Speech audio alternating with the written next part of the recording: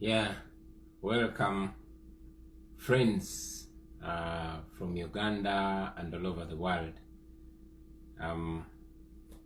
Nenda kwesagula mukusokogerako gye muli, and much as I know I'm communicating to the entire nation, in fact the entire world, I'll try every once in a while to chip in with the local dialect to make sure everybody understands me clearly.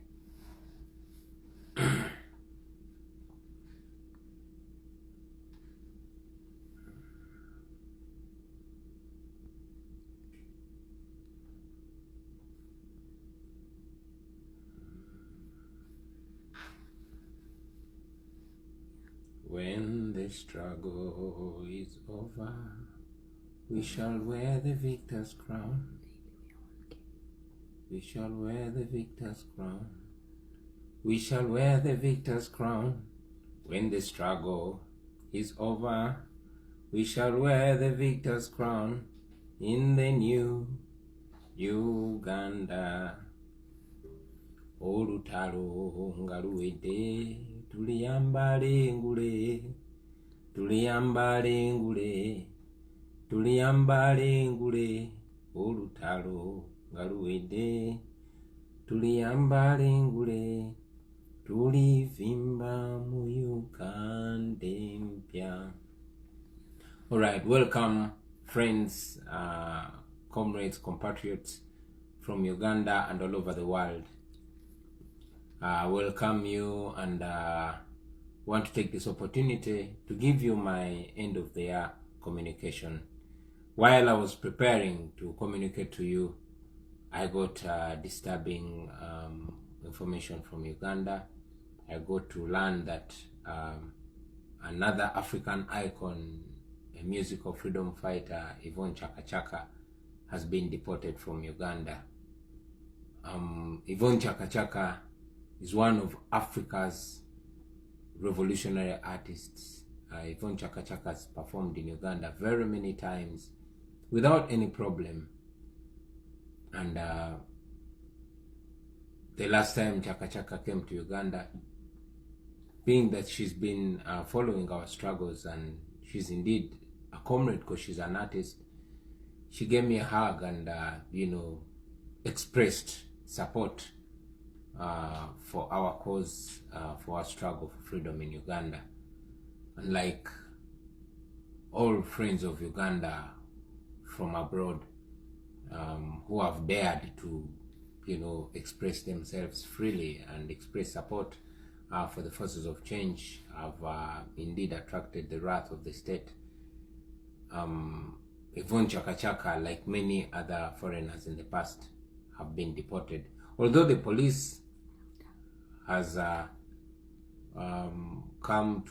come out to try and give explanations for our deportation, quoting my migration challenges, we know that indeed Yvonne Chaka Chaka and her revolutionary songs, her songs of freedom, are what the regime fears most. This explains why I, as an artist, cannot be allowed to perform in my country anymore. In the ongoing show in Kuka, the organizers were put on pressure and restricted from hosting me, and that explains why for the first time I've not been able to perform at Nkuka Yomaka, and many other things. But I know that the people of Uganda are strongly devoted to the struggle for change, struggle for the better Uganda, and you can see it with your own eyes. The entire venue is red. So that gives me comfort that whether or not I'm there, the people of Uganda set themselves on this trajectory that is irreversible. Nothing and nothing will change the direction of the people of Uganda. They're resolved to liberate themselves, and I'm convinced that they will liberate themselves. Happy New Year to you, brothers and sisters in Uganda. The year is ending. In just a few hours, we'll be kissing goodbye to 2019 and hugging welcome 2020. It has been a very challenging year. On our side, we've had so many challenges. At a personal level, I've not been able to hold a single show in my country. More than 157 of our concerts were cancelled. But not only me as a person, but all forces of change. Our comrades in the People Power movement have faced it rough. Just to mention a few, comrades like Zulaika was apparently kidnapped and tortured, and despicable things happened to her. It's in the same breath that I want to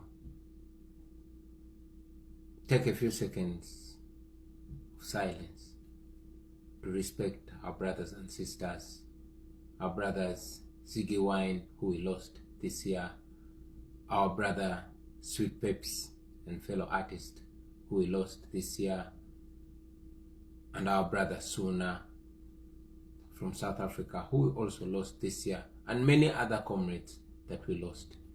Let's just have a brief moment of silence for them.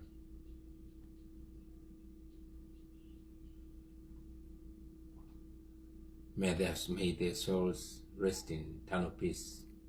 Mukama abawumuze mirembe, inalilahi wa inalilahi rajiun.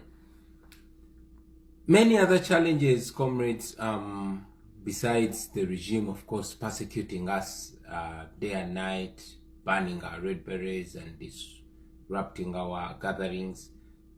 We saw on a national level scandal after scandal. It is this year that we saw the Ruwa Hospital scandal.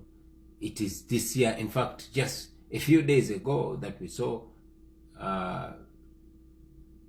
Minister Erioda Tumwesije, like many of his comrades, begging President Museveni to come to his rescue, to give him 850 million shillings of taxpayers' money. We've seen massive bribery.